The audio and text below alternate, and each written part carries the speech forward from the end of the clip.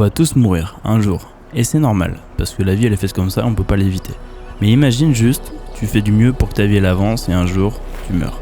C'est chiant, et j'adhère pas forcément sur le concept. Vous l'avez compris, aujourd'hui on parle d'un sujet qu'on connaît tous, la mort. Mais mourir, ça veut dire aussi vivre, parce que l'un n'existe pas sans l'autre. Et on vit tous de manière différente. On a chacun des choix personnels, comment on veut et comment on verrait notre vie évoluer. Comme en témoigne mon bureau, la mienne, elle est quand même en désordre. Mais je fais du mieux pour la ranger, mais j'aime ce désordre. C'est un petit peu un désordre organisé. Certains diront que mes choix de vie sont irresponsables. Et en vrai, ils ont raison. Si tu regardes sur le papier du jour au lendemain, les vidéos peuvent s'arrêter, je suis pas payé et mon taf s'arrête et je me retrouve sans rien. Mais on voit tous la vie sous un angle différent. Et moi je la vois à l'inverse de ceux qui pensent ça.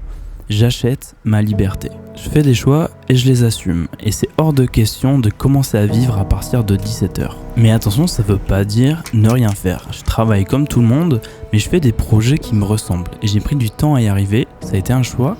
Et ça a été des concessions. Mon anniversaire, c'est dans un peu plus d'une semaine. Et potentiellement, je peux faire partie du Club des 27. Le Club des 27, c'est quoi ? C'est une légende urbaine qui dit que beaucoup d'artistes meurent à 27 ans. Et si jamais ma vie s'arrête du jour au lendemain, eh bien j'aurais bien kiffé.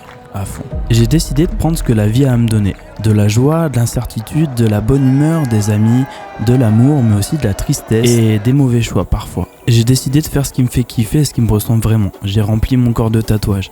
Là où certains voient un suicide social, moi je vois une preuve et une manière de m'affirmer et de montrer que, ok, c'est ma vie, regardez, je la vis comme ça. Dans la vie, il y a des moments qui sont pas dingues.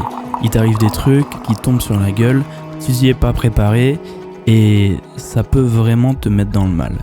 Mais les moments de solitude et de tristesse, ils me permettent de mieux vivre les moments doux, basiques et du quotidien que j'apprécie d'autant plus.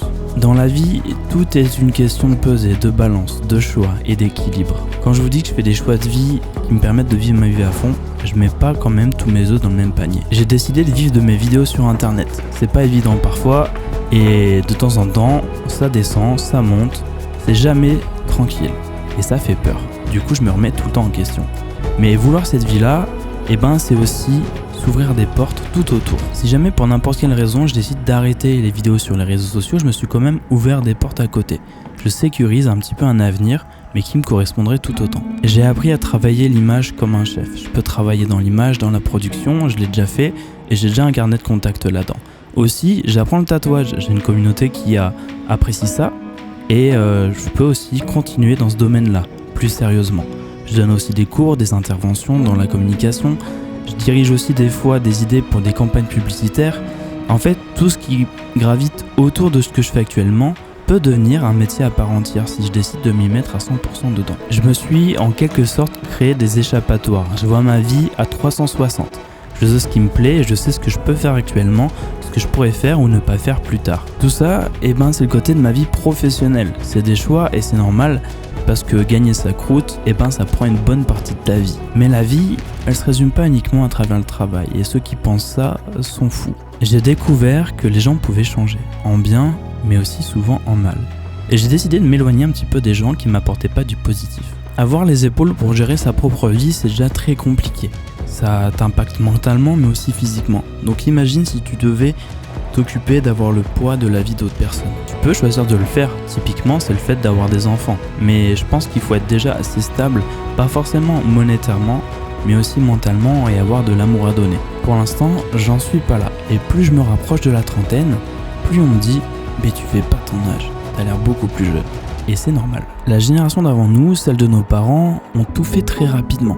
Des enfants, une maison, des crédits, un travail très stable qui te dure quasiment toute ta vie, mais nous, on a bousculé les codes. Du coup, dans l'inconscient collectif, on associe les 30 ans à tout ce qui se passait avant. Mais nous, on est différents, donc forcément, on ressemble pas à la génération précédente. Je refuse d'avoir des amis toxiques, je refuse d'avoir un couple toxique et la toxicité autour de moi. Donc pourquoi j'irais accepter d'avoir un employeur qui se permet des gestes toxiques avec moi ? On veut travailler dans des conditions qui sont saines, parce que c'est quelque chose qui prend la plupart du temps de notre vie, et c'est normal. On dit que notre génération ne veut plus travailler. C'était mieux avant, c'est ce qu'on entend tout le temps. Mais notre génération ouvre de nouvelles portes. On n'a pas peur de quitter un travail du jour au lendemain pour vivre une vie qui est beaucoup plus saine. Là où la génération d'avant avait peur parce qu'elle avait en tête qu'un travail, ça allait durer toute une vie. On bouscule les codes parce qu'on a compris qu'une vie, ça se vit qu'une fois.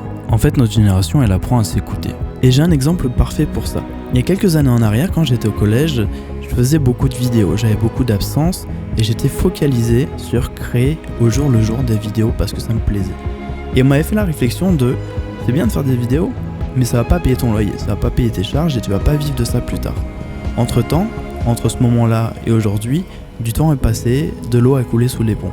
Et il y a quelques années, j'ai donné un cours devant une école et devant plusieurs classes. Et dans cette classe-là, il y avait une des personnes qui m'avait fait la réflexion, qui était une personne qui travaillait dans mon collège. Et à la fin, elle est venue me voir et elle me dit « C'est fou le parcours que tu as eu depuis que tu étais au collège ». Cette personne-là se rappelait plus de la réflexion qu'elle m'avait faite, parce qu'elle avait dû le faire à plein de monde, et puis c'était normalisé comme façon de penser.